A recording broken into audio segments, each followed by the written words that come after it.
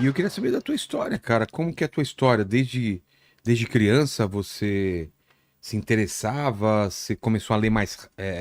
Você lia antes do que as pessoas? O que viram em você que você era um cara diferente? Como que é a tua história? Eu comecei a falar muito cedo, né? Eu comecei a falar com 6 meses de idade, já falava com uma fluência razoável, assim, já conversava, né, com os adultos. E eu só descobri realmente que eu tinha um QI mais elevado quando eu tinha 3 anos de idade, porque eu chutava as pessoas, quando a pessoa passava a mão na minha cabeça, que menino bonitinho, eu ficava nervoso e chutava, a pessoa não gostava que fizesse, tu me tratava como se eu fosse criança, eu não Sei. gostava disso. E aí minha mãe me levou num psiquiatra e num psicólogo, né? E aí fizeram exames desde testes para 3 anos até chegar nos 9 anos, e eu fui acertando todas, né? E cheguei até a idade mental de 9 anos quando eu tinha 3 anos de idade. Aí dava o QI mais ou menos 300 e convertendo em escala de desvio padrão 16, daria mais ou menos 233,3, né? Então, foi nesse momento que descobriram que eu tinha uma inteligência assim, acima do normal. É, Qual a explicação mas pra isso? É genético? Em uma relação ao parte. exterior? Como que é, cara? Convivência? Seus pais faziam o quê? Minha mãe era professora de primeira a quarta série. Meu pai, ele teve várias atividades. Ele foi engraxate, ele foi ajudante de mecânico, ajudante de fábrica de vidro, foi caminhoneiro. Ele teve várias atividades, mas nenhuma delas especializada. Foram Sei. assim, atividades meio que discriminadas pela sociedade de modo geral, né? A minha mãe foi professora de primeira a quarta série. E o que você acha? Então, Tem a ver a genética? Como que funciona? Você... o meu pai, a minha mãe ela tinha uma memória muito boa, ela tinha uma hipermnésia, né? Meu pai também tinha hipermnésia, e meu pai era muito inteligente, só que ele não teve instrução nenhuma praticamente. Ele foi uma pessoa que ele estudou até a segunda série do primário, né? Então, assim, ele sabia ler, sabia escrever, mas não tinha formação nenhuma. Então, assim, acho que uma parte é genética e uma parte, o treinamento também tem um papel assim relevante, e uma parte é meio que mutação, né? Você tem É? efeitos aleatórios que acabam influenciando. A probabilidade de uma mutação gerar resultados positivos geralmente é baixa, né? Mas às vezes gera resultados melhores que o normal. Você tem, por exemplo, a média do. Geralmente as crianças, na nossa geração atual, elas crescem, elas chegam a uma altura um pouco maior do que a média dos pais, né? Se você pega antigamente, elas tinham mais ou menos a mesma estatura média dos pais, mas atualmente elas são um pouco mais altas e progressivamente, na verdade até nos anos 80, 90, dos anos 80 para cá meio que estabilizou, Sei. mas até os anos 80 as crianças tinham uma altura um pouco maior, então embora fosse menos provável que houvesse uma mutação genética com efeitos positivos, acabou acontecendo em alguns períodos isso aí. E a inteligência também, só que é um fator mais complexo do que só a altura, né? A altura é geralmente uma variável só. A inteligência são muitas variáveis combinadas, inclusive criatividade, memorização, capacidade de compreensão, de associação, de analogias, etc, né? Por exemplo, desde muito criança, tinha essa queda para o lado artístico, de desenhar com muita facilidade, ter facilidade de escrever textos, de me expressar também. Existem vários tipos de inteligência, não é? E como que mede esses tipos de inteligência? Tem inteligência corporal, o cara pode ser um atleta bom, o outro vai ser um músico. Como que funciona isso? Na verdade, o Gardner, ele. Quem que é o Gardner? Tem 3 Gardners famosos, né? Tem o Martin Gardner, que é da matemática, tem o Eugene Gardner, que trabalhou com o Lattes em 1950 e 1947, 1948, na Universidade de Berkeley, para a descoberta do meson pi produzido artificialmente, e tem o Gardner, Martin Gardner, Eugene Gardner, não me recordo do outro, que é o da psicometria, né? Sei. Esse Gardner da psicometria, ele propôs inicialmente 7 tipos de inteligência, depois 8 tipos, mas que não são exatamente inteligência, são talentos que ele chamou de inteligência, Tá. né? E tem o Guilford, que ele propôs um modelo com 120 tipos diferentes de inteligência.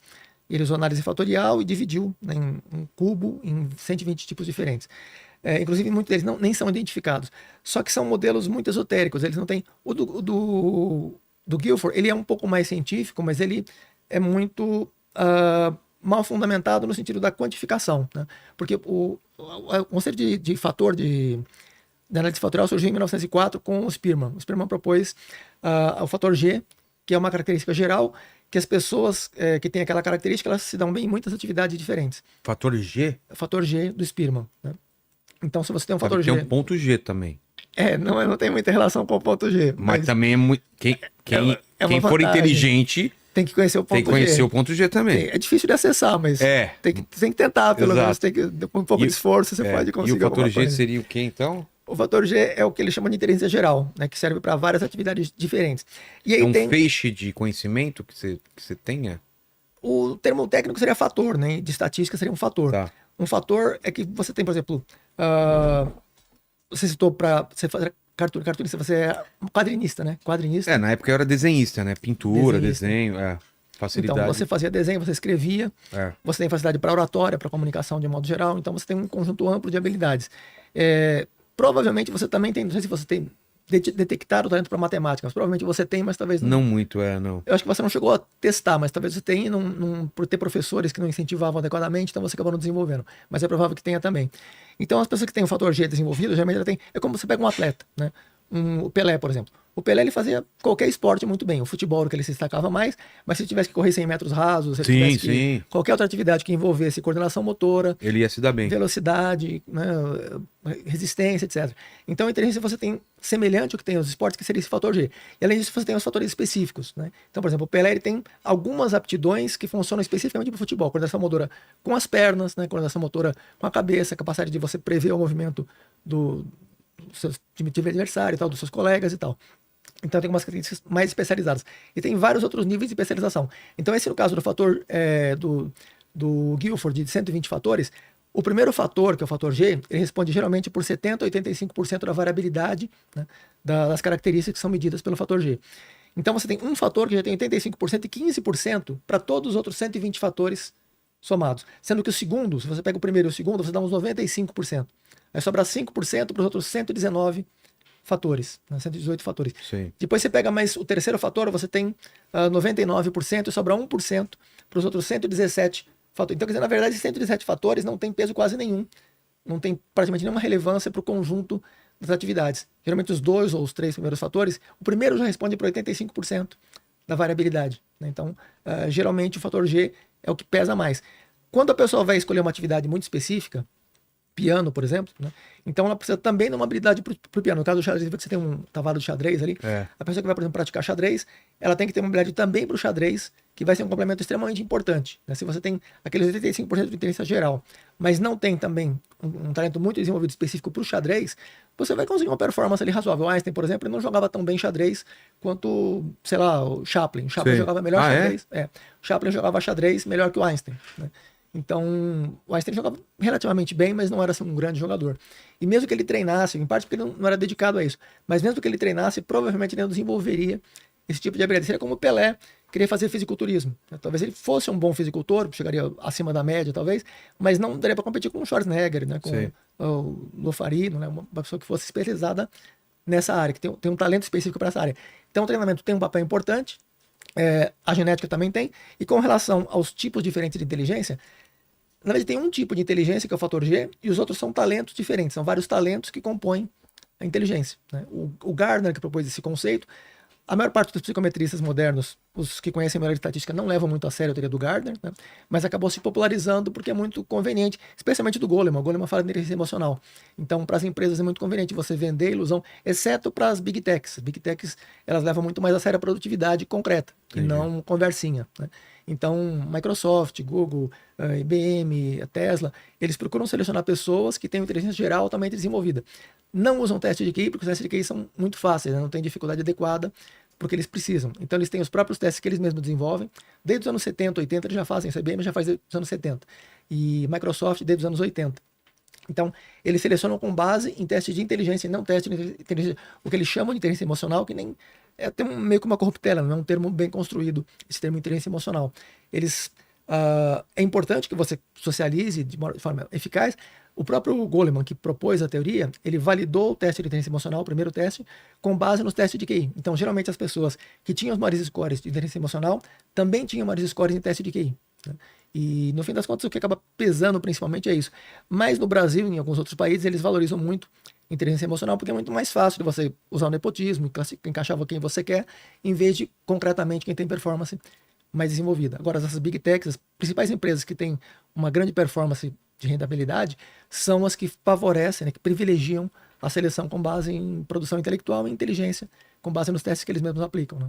Por que a gente tem essa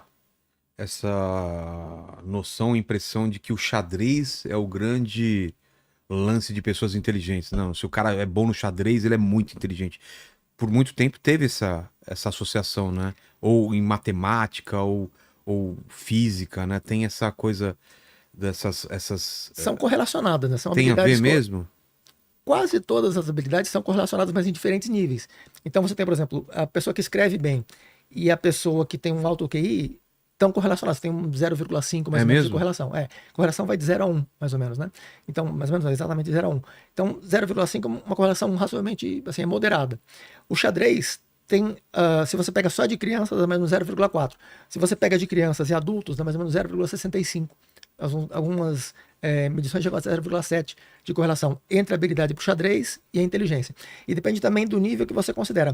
Porque o xadrez ele é muito dependente do treinamento e do estudo. Então, se você dedica, sei lá, 8 horas por dia ao estudo do xadrez, e outra pessoa que tem um talento muito grande para o xadrez, mas não dedica nada, dedica 15 minutos por dia, ou simplesmente, sei lá, uma vez por semana, Sim. ela vai desenvolver muito menos. É muito semelhante ao que acontece com a parte física, com os esportes, por exemplo, né? Se você tem um atleta que ele tem uma aptidão extraordinária para salto em altura, mas ele não pratica aquilo, ele só tem aptidão natural, ele vai saltar 1,5 m, 1,20 m de altura.